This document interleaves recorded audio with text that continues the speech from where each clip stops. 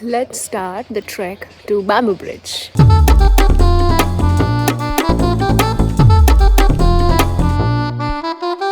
ಎರಡು 3 kilometre form ಆಗಿರುವಂತಹ caves ಇದು. ಅಲ್ಲಿ ಹೋದ್ರೆ ಲಿಟ್ರಲಿ ನೀವು ಕಳೆದು ಹೋಗ್ತೀರಿ.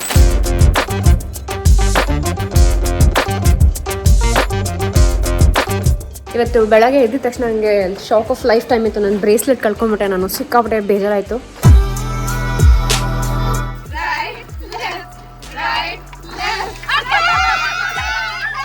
So we're going to the road bridge.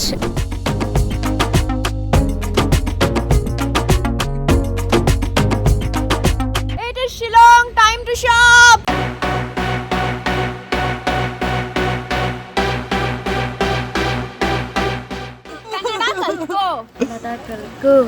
Kannada ಕಲ್ತ್ಕೋ ಗುರು.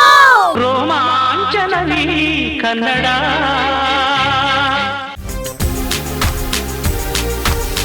ನೆಕ್ಸ್ಟ್ ಡೇ ನಾವು ಹೋಗಿದ್ದು ಮೌರಿಂಗ್ ಚಾಂಗ್ನ ಬ್ಯಾಂಬೂ ಟ್ರೆಕ್. ಸೊ ಇವತ್ತು ನಾವು ಬ್ಯಾಂಬೂ ಬ್ರಿಡ್ಜ್ಗೆ ಟ್ರೆಕ್ಗೆ ಹೋಗ್ತಾ ಇದ್ದೀವಿ.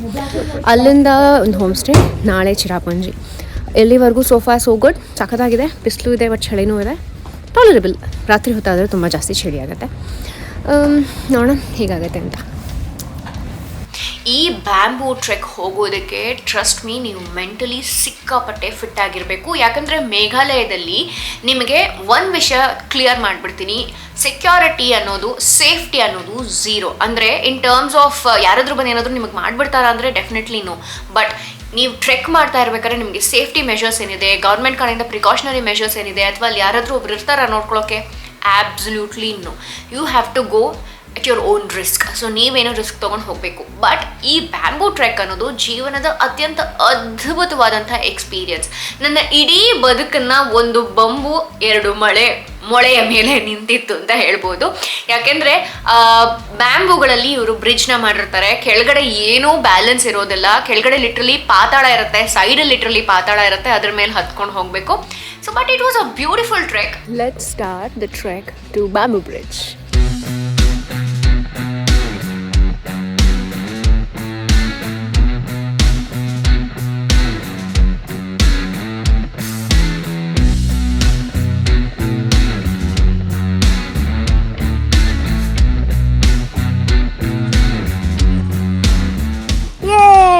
ಬಂದ್ವಿ. We've taken 75 minutes, approximately 1.68 kilometers.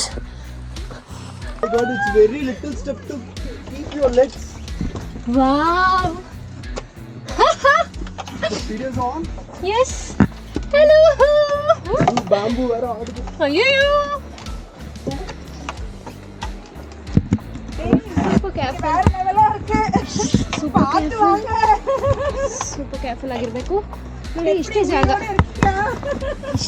ಇರೋದು.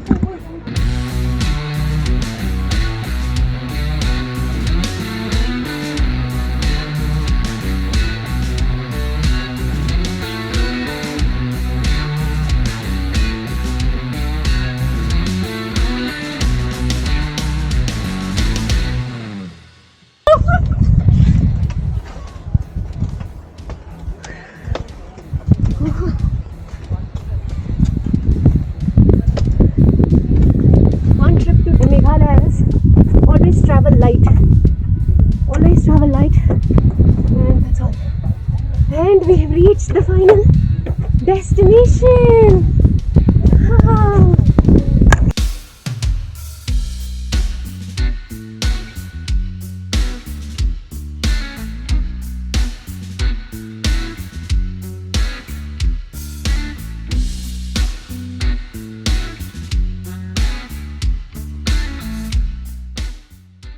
Getting down is hell.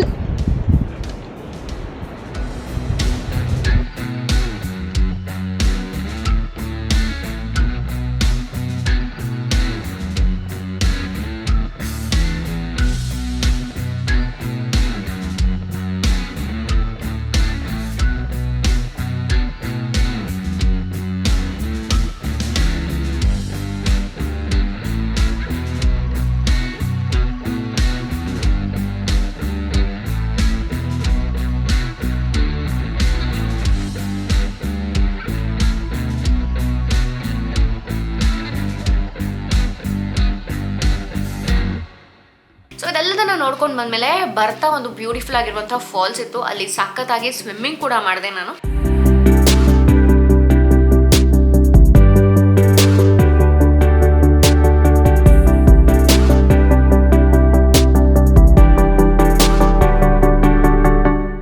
ಮುಖ್ಯವಾಗಿ ಹೇಳಬೇಕು, ಇಲ್ಲಿ ನಿಮಗೆ ನಮಗೆ ನಿಂಬೆ ಹಣ್ಣು ಸಿಗುತ್ತಲ್ವಾ, ಅದನ್ನು ನಾವು ಲೆಮನ್ ಅಂತ ಕರಿತೀವಲ್ಲ, ಅಲ್ಲಿ ನಮಗೆ ಬೇರೆ ಥರದ ಒಂದು ಲೈಮ್ ಸಿಗುತ್ತೆ. ಇದು ಒಂದು ರೀತಿ ಸಿಟ್ರಸ್ ಫ್ರೂಟ್. ಈ ಲೈಮು ಮತ್ತು ಸ್ವೀಟ್ ಲೈಮ್ ಈ ತಳಿದೇ ಬರುತ್ತೆ, but it is a very unique one. Taste ಕೂಡ ಬಹಳ ಚೆನ್ನಾಗಿರುತ್ತೆ, ಬಹಳ ದೊಡ್ಡದಾಗಿರುತ್ತೆ, ಆ್ಯಂಡ್ ಅದರಿಂದ ಮಾಡೋ ಜ್ಯೂಸ್ ಇರುತ್ತಲ್ಲ, ಸೂಪರ್ಬ್ ಆಗಿರುತ್ತೆ. Lemon juice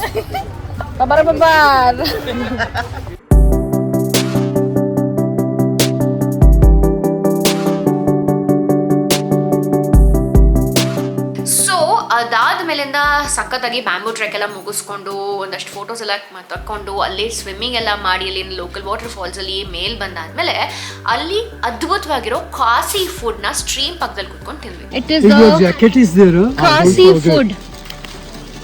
That's pickle, no? Yeah. This one is jado. Jado. Yeah. Green rice. This one potato. That one is with chana mixed with black sesame seeds. What do you call it as? We call it chana yum.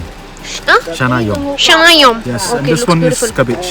Cabbage. Yeah, mixed with black sesame seeds. Yeah, I can see the sesame seeds.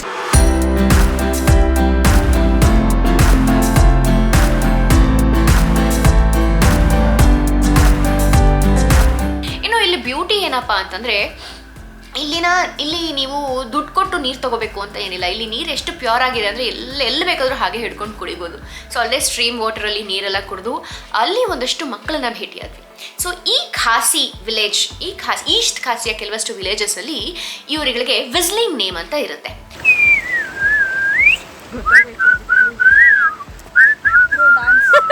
ಈ whistling name ಅಂತಂದ್ರೆ ಏನು ಅಂತಂದ್ರೆ, ಮಗು ಹುಟ್ಟಿದ ತಕ್ಷಣ ಅವ್ರಿಗೆ ಒಂದು whistling name ಅಂತ ಇಡ್ತಾರೆ. ಅಂದ್ರೆ ಒಂದು ವಿಸಲ್ ರೂಪದಲ್ಲಿ ಅವ್ರಿಗೊಂದು ಹೆಸರನ್ನ ಇಡ್ತಾರೆ. ಆ ಮಗುವಿಗೆ ಲಾಲಿಯ ಹಾಡಿನ ಹಾಗೆ ತಾಯಿ ಇಡುವಂತ ಹೆಸರಿದು.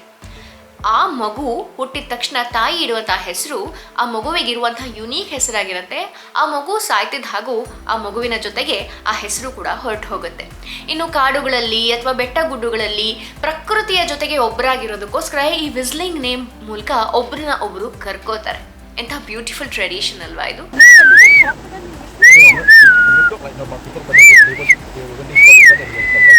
Okay, what is your name? My name is Christian Bolamangyan. Christian Bolamangyan. Hi. Your name? Gophan. ಈ ಮಧ್ಯೆಯಲ್ಲಿದ್ದಂತಹ ಒಂದು ಹುಡುಗಿ ನಮ್ಮ ಸರ್ಜಾಪುರದಲ್ಲಿ ಓದ್ತಾ ಇದ್ಲಂತೆ. ಕನ್ನಡ ಮಾತಾಡ್ತಾಳೆ ಅವಳು. ಅದರದೊಂದು ಸಣ್ಣ ಝಲಕ್ ಕೂಡ ಈ ವಿಡಿಯೋದಲ್ಲಿದೆ ನೋಡಿ. ನನ್ನ ಹೆಸರು ಡಯಾರಿಟಿ. You're the star. Learn.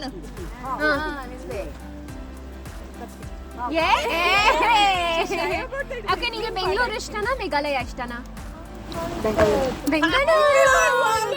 Kannada ಕಲ್ತ್ಕೋ. Kannada ಕಲ್ತ್ಕೋ ಗುರು. ರೋಮಾಂಚನವೀ ಕನ್ನಡ. ಅದಾದ್ಮೇಲೆ ನಾವು ಹೋಗಿದ್ದು ನೆಕ್ಸ್ಟ್ ಡೇ ಬೆಳಗ್ಗೆ ಮಾವ್ಸ್ ಮೈ ಕೇವ್ಸ್ಗೆ. ಅದ್ಭುತವಾಗಿರುವಂತಹ ಕೇವ್ಸು. ಈ ರೀತಿ ಕೇವ್ಸ್ ಮೇಘಾಲಯದಲ್ಲಿ ಎಲ್ಲ ಕಡೆ ಇದೆ. ನ್ಯಾಚುರಲ್ ಆಗಿ ಸುಮಾರು 1.5-2-3 ಕಿಲೋಮೀಟರ್ ಫಾರ್ಮ್ ಆಗಿರುವಂತಹ ಕೇವ್ಸ್ ಇದು. ಅಲ್ಲಿ ಹೋದರೆ ಲಿಟ್ರಲಿ ನೀವು ಕಳೆದು ಹೋಗ್ತೀರ. It was so beautiful. ಇವತ್ತು ನಾವು ಹೋಗ್ತಾ ಇದ್ವಿ ಮೌಸ್ ಮೈ ಕೇವ್.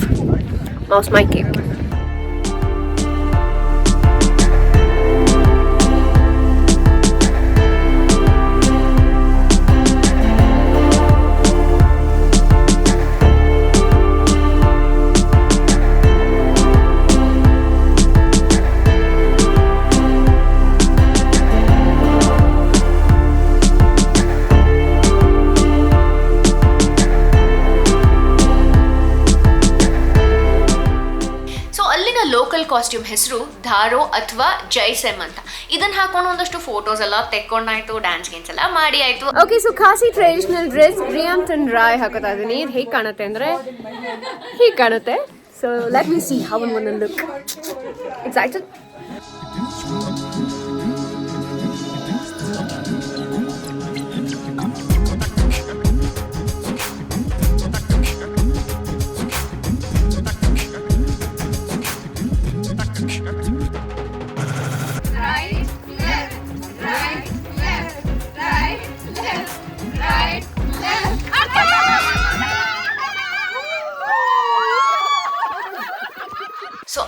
ಅದಾದಮೇಲೆ ನಾವು ಹೋಗಿದ್ದು ಚಿರಾಪುಂಜಿಯ ನೌಕಲಿಕಾಯಿ ಫಾಲ್ಸಲ್ಲಿ.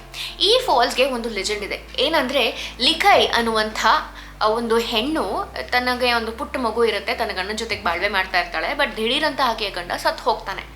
ಸತ್ತೋದಂಥ ಆ ಗಂಡನ ಸಾವಿನ ನಂತರ ತನ್ನ ಮಗುವಿನ ಜೊತೆಗೆ ಆಕೆ ಪೋರ್ಟರ್ ಆಗಿ ಕೆಲಸ ಮಾಡಿಕೊಂಡು ತನ್ನ ಮಗುವನ್ನು ಹೇಗೋ ನೋಡ್ಕೋತಾ ಇರ್ತಾಳೆ. ಬಟ್ ಮಗುವಿನ ಜೊತೆ ಹೆಚ್ಚು ಕಾಲ ಕಳೆಯೋದಕ್ಕೆ ಆಗೋದಿಲ್ಲ.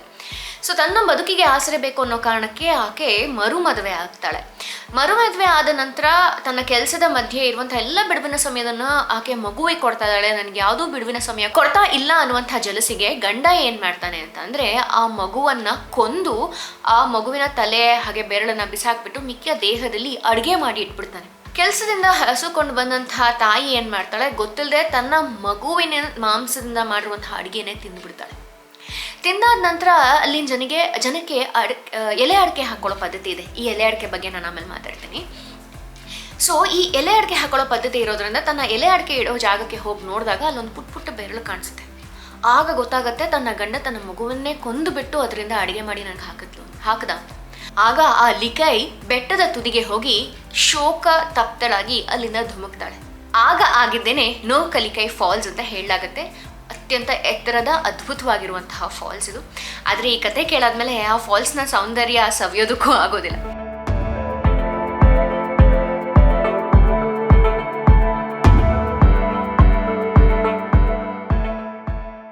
ಸೊ ಅಲ್ಲಾದ್ಮೇಲೆ ಒಂದಷ್ಟು ಶಾಪಿಂಗ್ ಮಾಡಿದೆ ನಾನು, ಒಂದಷ್ಟು ಉದ್ದುದ್ದು ಚಕ್ಕೆಗಳು ನೋಡಿದೆ. So guess what stick is this? ಇದು ಆಕ್ಚುಲಿ ಚಕ್ಕೆ, ಸಿನಮನ್ ಅಂತ ನಾವೇನು ಕರಿತೀವಿ, ಅದು ಇಷ್ಟು ಉದ್ದ ಇದೆ ನೋಡಿ, ಕಾಡಿನ ತಗೊಬಂದಿರೋದು. ಮತ್ತೆ ಅಲ್ಲಿ ಚಿಲ್ಲಿ ಉಪ್ಪಿನಕಾಯಿ ಬಹಳ ಫೇಮಸ್ಸು. ಒಂದಷ್ಟು ಬ್ಯಾಂಬೂಯಿಂದ ಮಾಡಿರುವಂಥ ಹ್ಯಾಂಡಿಕ್ರಾಫ್ಟ್ಸು ಇದೆಲ್ಲ ಒಂದಷ್ಟು ಶಾಪಿಂಗ್ ಮಾಡಿಕೊಂಡು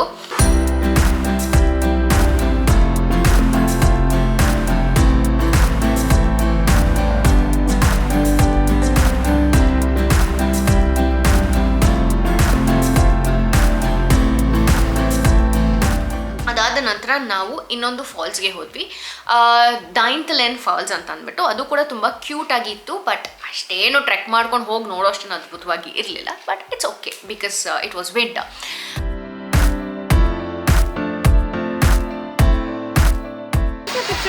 ಇಲ್ಲಿ ಬಂದರೆ they have a natural pool where you can swim and the falls looks much better in monsoon, but I'll tell you ತುಂಬ ಅದ್ಭುತವಾಗಿದೆ.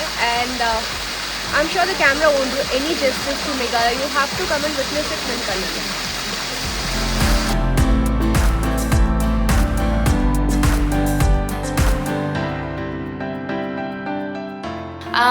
ಅದಾದಮೇಲೆ ನಾನು ಹೇಳಿದೆ ಗೊತ್ತಾ, ಇಲ್ಲಿ ಎಲ್ಲರೂ ಎಲೆ ಅಡಿಕೆ ಹಾಕೋತಾರೆ ಅಂತ. ಯಾರು ಬಾಯಿ ನೋಡಿದ್ರು ಕೆಂಪಿರುತ್ತೆ. ಸರಿ ನಾನು ಟ್ರೈ ಮಾಡೋಣ ಅಂತ ಅಂದ್ಕೊಂಡೆ. ಎಲೆ ಇರುತ್ತೆ, ಸುಣ್ಣ ಇರುತ್ತೆ, ಅದರ ಮೇಲೆ ಒಂದು ಜಿಂಜರ್ ಅಂದರೆ ಶುಂಠಿ ಒಂದು ಪೀಸ್ ಇಟ್ಟಿರ್ತಾರೆ, ಮತ್ತು ಹಸಿ ಅಡಿಕೆ ಇರುತ್ತೆ. ಇಲ್ಲಿನ ಅಡಿಕೆ ಬೇರೆ ಎಲ್ಲೂ ಸಿಗೋದಕ್ಕಿಂತ ಬಹಳ ವಿಭಿನ್ನವಾಗಿರೋದಂತೆ. ಅದನ್ನು ಹಾಕ್ಕೊಂಡ್ರೆ ಒಂದು ಸರಿಗೆ ತಲೆ ಹೆಂಗೆ ದಿಮ್ಮನ್ನತ್ತೆ ಅಂದರೆ I could literally feel my soul going away from my body. ನನ್ನ ಇಡೀ ಮೈ ತಣ್ಣಗಾಯಿತು, ಒಳಗೆಲ್ಲ ಒಂಥರ ಬಿಸಿ ಬಿಸಿ ಆಗ್ತದೆ.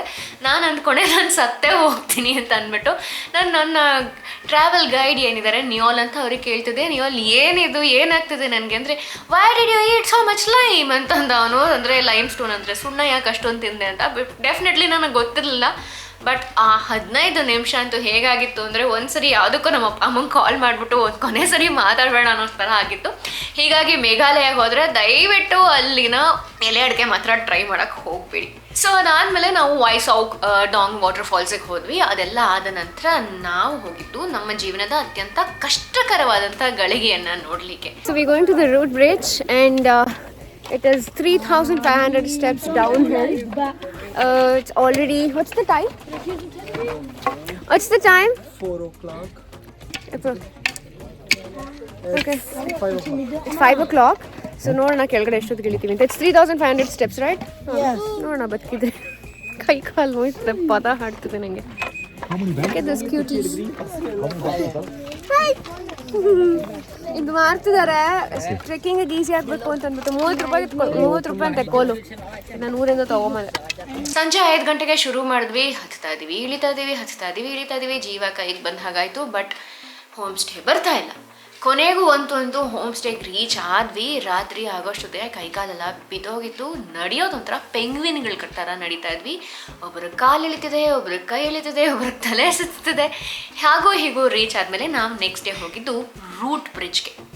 ನ್ಯಾಚುರಲ್ ಆಗಿ ಇಲ್ಲಿನ ಗಿಡಗಳ ಮೂಲಕ, ಅಂದರೆ ಇಲ್ಲಿನ ಮರಗಳು ರೂಟ್ಗಳ ಮೂಲಕ ಒಂದು ಬ್ರಿಡ್ಜ್ ಥರ ಫಾರ್ಮ್ ಆಗಿರುತ್ತೆ. ಈ ಡಬಲ್ ಟೆಕರ್ ರೂಟ್ ಬ್ರಿಡ್ಜ್ ವಿಶ್ವ ಪ್ರಸಿದ್ಧ. ಅದನ್ನು ನೋಡ್ತಿದ್ದ ಹಾಗೂ ನೀವು ಮಾಡಿದಂಥ ಎಲ್ಲ ಟ್ರೆಕ್ನ ಆಯಾಸ ಹೊರಟೋಗುತ್ತೆ.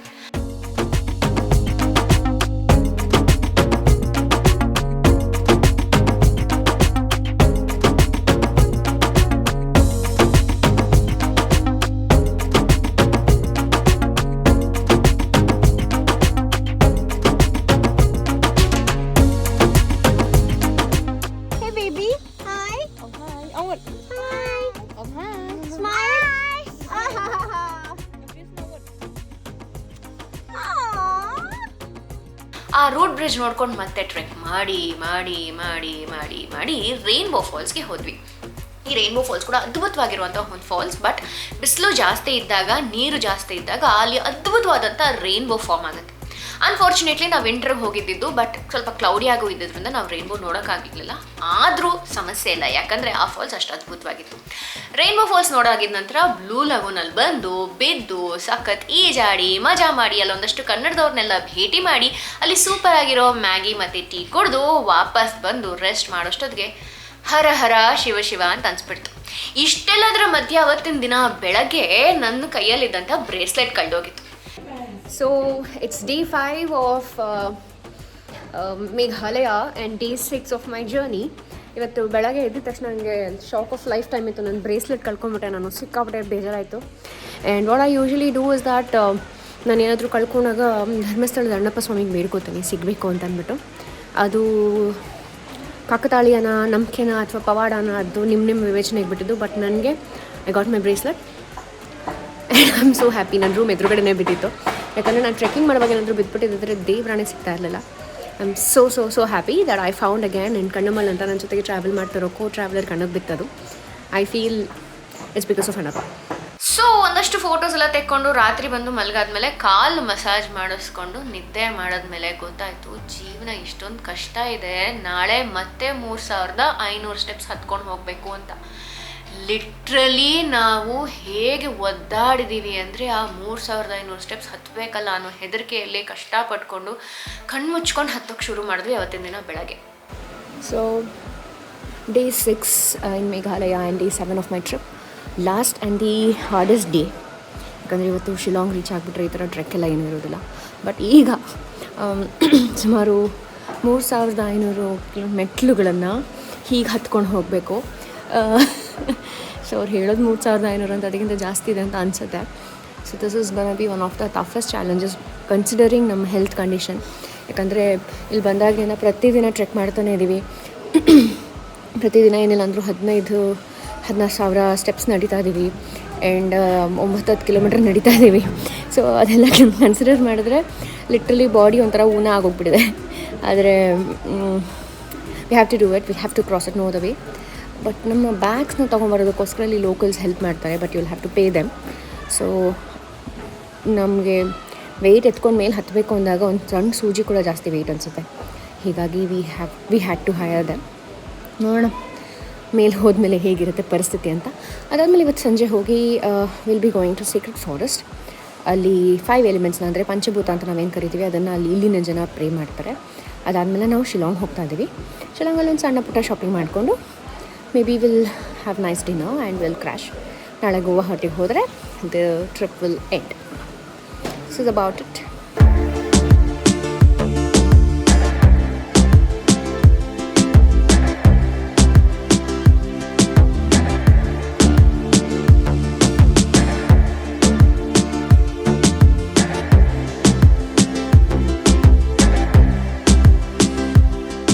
We finally reached in 74 minutes. Oh god, it is like 2.4 kilometers, which is too hard, but we did it. Yay! 3500 ಮೆಟ್ಲು ಹತ್ತಿದ ಖುಷಿಯಲ್ಲಿ ಭರ್ಜರಿಯಾಗಿ ಮೇಲ್ ಹತ್ತಿ ಅದೇ ಒಂದು ಹುಮ್ಮಸ್ಸಿಂದ ನಾವು ಹೋಗಿದ್ದು ಮಾ ಫ್ಲಾಂಗ್ ಸೇಕ್ರೆಡ್ ಫಾರೆಸ್ಟ್ಗೆ.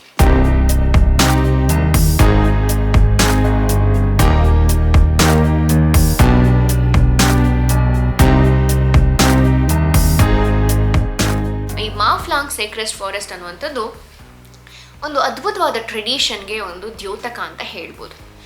ಈ ಮೇಘಾಲಯದಲ್ಲಿರುವಂಥ ಟ್ರೈಬ್ಸು ಪಂಚಭೂತಗಳನ್ನು ಪೂಜೆ ಮಾಡ್ತಾರೆ. ಹಾಗೆ ನಮ್ಮಲ್ಲಿ ಈ ದೇವಬನ ನಾಗಬನ ಅಂತ ಏನು ಕರಿತೀವಲ್ಲ, ಅದೇ ರೀತಿ ಅಲ್ಲೂ ಕೂಡ ಅವರಿಗೆ ಈ ಸೇಕ್ರೆಡ್ ಫಾರೆಸ್ಟ್ ಅಂತ ಇರುತ್ತೆ. ಈ ಫಾರೆಸ್ಟ್ಗಳನ್ನು ರಾಜರುಗಳು ಆಳ್ತಾರೆ. ಇವತ್ತಿನ ದಿನಕ್ಕೂ ಕೂಡ ರಾಜರಿದ್ದಾರೆ. ಈ ಫಾರೆಸ್ಟ್ ಒಳಗಡೆ ಹಳ್ಳಿಗರೆಲ್ಲ ಹೋಗ್ತಾರೆ. ಆ ಒಂದು ಸೇಕ್ರೆಡ್ ಫಾರೆಸ್ಟನ್ನು ಅಥವಾ ಕಾಡಿನಿಂದ ಏನನ್ನೂ ಹೊರಗಡೆ ತೊಗೊಂಬರೋ ಹಾಗಿಲ್ಲ. ಹಿಂದಿನ ದಿನಗಳಲ್ಲಿ ಅಲ್ಲಿ ಎಮ್ಮೆಗಳ ಬಲಿ ಕೊಡಲಾಗ್ತಾ ಇತ್ತು. ಈ ಬಲಿಪೀಠ ಅಂತೇನಿದೆ ಅಲ್ಲಿಗೆ ನಮ್ಮ ಈ ಪರ್ಟಿಕ್ಯುಲರ್ ಜಾತಿಯ ಒಂದು ಎಮ್ಮೆನ ತೊಗೊಂಡು ಹೋಗೋಕ್ಕಿಂತ ಮುಂಚೆ ಅಲ್ಲಿನ ಊರಿನ ಎಲ್ಲ ಪಂಗಡದವರು, ಅಲ್ಲಿನ ಹಿರಿಯರು ನೋಡಿ ಈ ಎಮ್ಮೆ ಬಲಿ ಕೊಡೋದಕ್ಕೆ ಸೂಕ್ತ ಅಂತ ಅಂದ್ಕೊಂಡು ಅಲ್ಲಿಗೆ ತೊಗೊಂಡು ಹೋಗ್ತಿದ್ರಂತೆ. ಅಲ್ಲಿ ಹೋಗಾದ್ಮೇಲೆ ಒಂದೇ ಒಂದು ಕತ್ತಿಯ ಬೀಸುವಿಕೆಯಲ್ಲೇ ಆ ತಲೆ ಕಡ್ದು 2 ಪೀಸಾಗಿ ಬೀಳಬೇಕಾಗಿತ್ತು. ಹಾಗೇನಾದರೂ ಆಗಿರಲಿಲ್ಲ ಅಂದಿದ್ರೆ ಬಲಿ ಸರಿ ಹೋಗಲಿಲ್ಲ ಅಂತ ಅರ್ಥ ಆಗಿರ್ತಿತ್ತಂತೆ. ರಾಜ ಅಂದ್ಕೊಂಡಂತಹ ವಿಷಯ ಆಗತ್ತೆ ಅನ್ನೋ ಹಾಗಿದ್ರೆ ಹುಲಿ ಅಥವಾ ಚಿರತೆಯ ರೂಪದಲ್ಲಿ ಬಂದು ಆ ಒಂದು ಪ್ರಕೃತಿ ಉತ್ತರ ಕೊಡ್ತಿತ್ತಂತೆ. ಆಗಲ್ಲ ಅಂತ ಆಗಿದ್ರೆ ಹಾವಿನ ರೂಪದಲ್ಲಿ ಬರ್ತಾ ಇತ್ತಂತೆ. ಸೊ ಇದರ ಕೆಲವಷ್ಟು ಪಳೆಯುಳಿಕೆಗಳಷ್ಟೇ ಈಗ ಉಳಿದಿದೆ. ಯಾಕೆಂದರೆ ಫ್ಲಡ್ಸಲ್ಲಿ ಅರ್ಧಕ್ಕರ್ಧ ಕೊಚ್ಕೊಂಡು ಹೊರಟೋಗಿದೆ. ಆದರೆ ಈ ಸೀಕ್ರೆಟ್ ಫಾರೆಸ್ಟಲ್ಲಿ ನಾವು ಸುಮಾರು ಒಂದು 700 ವರ್ಷ 800 ವರ್ಷದ ಹಳೆಯ ಮರಗಳು, 1500 ವರ್ಷದ ಮರಗಳನ್ನೆಲ್ಲ ನೋಡಿದ್ವಿ, ರುದ್ರಾಕ್ಷಿ ಮರಗಳನ್ನೆಲ್ಲ ನೋಡಿದ್ವಿ. ಅದಾದ್ಮೇಲೆ ಹೊರಗೆ ಬಂದು ಒಂದಷ್ಟು ರುದ್ರಾಕ್ಷಿನೂ ಕೂಡ ಪರ್ಚೇಸ್ ಮಾಡಿ, ಅಫ್ಕೋರ್ಸ್ ಆ ಕಾಡಿಂದಲ್ಲ ಬೇರೆ ಕಾಡಿಂದ ಪರ್ಚೇಸ್ ಮಾಡಿ ಅಲ್ಲಿಂದ ನಾವು ಹೋಗಿದ್ದು ಶಿಲಾಂಗ್ಗೆ. It is Shillong, time to shop.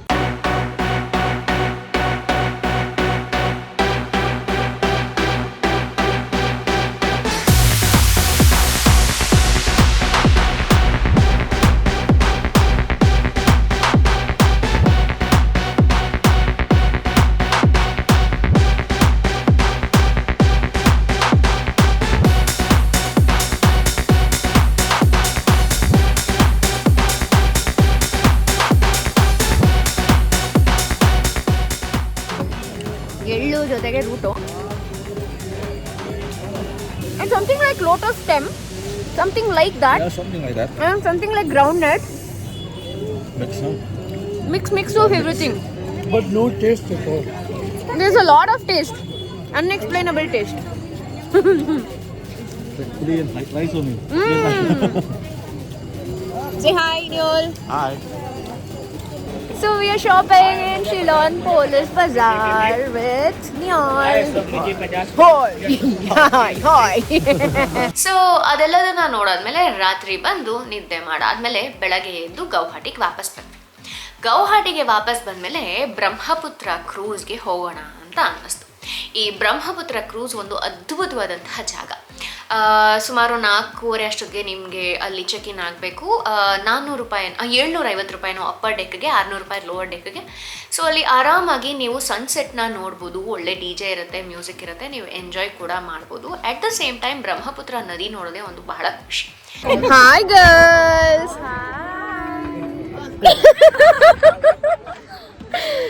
So this is our Brahmaputra river cruise.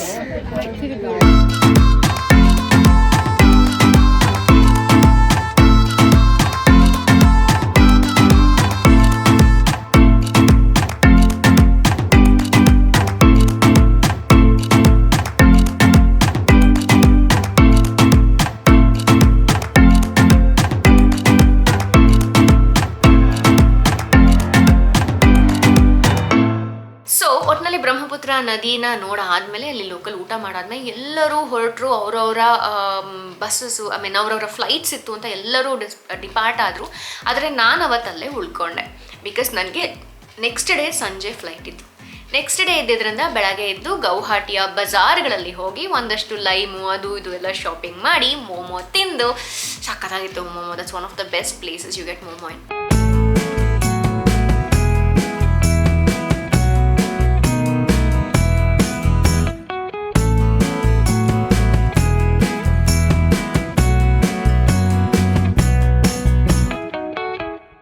ಅದು ಸಕ್ತು ಅಂತಾರೆ.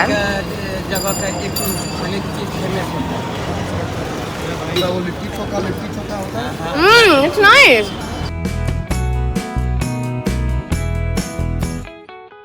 ರೋಪ್ ವೇಗೆ ಹೋಗಿ, ಈ ರೋಪ್ ವೇ ನೋಡಿಲ್ಲ ಅಂದ್ರೆ ಹೇಗೆ, ಅದ್ಭುತವಾದ ರೋಪ್ ವೇ ಒಂದು ಕನ್ಸ್ಟ್ರಕ್ಟ್ ಮಾಡಿದ್ದಾರೆ. ಸೊ ಆ ರೋಪ್ ವೇಗೆ ಹೋಗಿ ವಾಪಸ್ ಬಂದು ಅದಕ್ಕೆ ಒಂದು 400 ರೂಪಾಯಿ 200 ರೂಪಾಯಿ ಅನ್ಸುತ್ತೆ, ಈ ಕಡೆಯಿಂದ ಹೋಗೋದು ಆ ಕಡೆಯಿಂದ ಬರೋದು. ಈ ಜಿಪ್ ಲೈನ್ ಅಲ್ಲಿ ರೋಪ್ ವೇ ಕೇಬಲ್ ಕಾರ್ಸ್ ಇರುತ್ತಲ್ಲ ಅದು.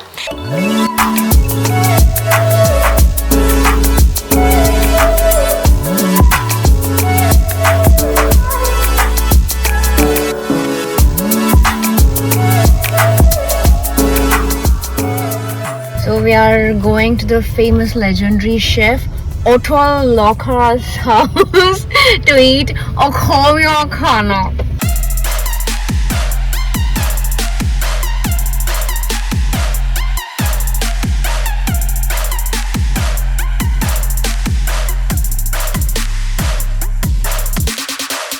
ಸೊ ಇದೆಲ್ಲ ಎಂಜಾಯ್ ಮಾಡ್ಕೊಂಡು ಒಂದು ಫ್ಲಾಲೆಸ್ ಟ್ರಿಪ್ನ ಮುಗಿಸ್ಕೊಂಡು ರಾತ್ರಿ 11 ಗಂಟೆಗೆ ಮನೆಗೆ ಬಂದು ಚೆನ್ನಾಗಿ ಊಟ ಮಾಡಿ ತಾಚ್ಕೊಂಡೆ. ಇದಾಗಿತ್ತು ನನ್ನ ಮೇಘಾಲಯ ಟ್ರಿಪ್. ಸೊ ನೀವು ಕೂಡ ಮೇಘಾಲಯನ ಖಂಡಿತವಾಗ್ಲೂ ಪ್ಲ್ಯಾನ್ ಮಾಡಿ, ಯಾಕೆಂದರೆ ಎಸ್ಪೆಷಲಿ ನೀವು ಅಡ್ವೆಂಚರ್ ಲವರ್ ಅಥವಾ ಪ್ರಕೃತಿಯನ್ನು ಬಹಳ ಇಷ್ಟಪಡೋರು ಅಂದರೆ ಮೇಘಾಲಯ ನೋಡದೆ ಹೋದರೆ ಅದಕ್ಕೆ ಒಂದು ಅರ್ಥನೇ, ಅಂದರೆ ನಾವು ಇಷ್ಟು ದಿನ ನಮ್ಮ ಪ್ರಕೃತಿಯ ಮೇಲೆ ಏನು ಒಲವಿದೆ ಅದಕ್ಕೊಂದು ಅರ್ಥನೇ ಇಲ್ಲ ಅಂತ ನನಗನ್ಸುತ್ತೆ. ಹೀಗಾಗಿ do not miss Meghalaya, plan ಮಾಡ್ಕೊಳ್ಳಿ. ನಾನು ಹೋಗಿದ್ದು ಎಕ್ಸಾಟಿಕ್ ಕ್ಯಾಂಪ್ ಅಡ್ವೆಂಚರ್ಸ್ ಅನ್ನುವಂಥವ್ರ ಕಡೆಯಿಂದ. ನೀವು ಕೂಡ ಅವ್ರನ್ನ ಅಪ್ರೋಚ್ ಮಾಡ್ಬೋದು. ಫೋನ್ ನಂಬರ್ಸ್ ಬೇಕಾದರೆ ನಾನು ನಿಮಗೆ ಕಮೆಂಟ್ ಬಾಕ್ಸಲ್ಲಿ ಹೇಳಿ, ನಾನು ಡೆಫಿನೆಟ್ಲಿ ನಿಮ್ಗೆ ರಿಪ್ಲೈ ಮಾಡ್ತೀನಿ. But it's a must try. Please please please ಹೋಗಿ. ಮತ್ತೊಂದು ವಿಷಯ, ಮತ್ತೊಂದು ಆಸಕ್ತಿಕರವಾದಂಥ ಒಂದು ವಿಡಿಯೋ ಎಪಿಸೋಡ್ ಜೊತೆಗೆ ನಿಮ್ಮನ್ನು ಭೇಟಿ ಆಗ್ತೀನಿ. ಅಲ್ಲಿವರೆಗೂ keep smiling and this is Kavya Shastri signing off. Like, share and subscribe.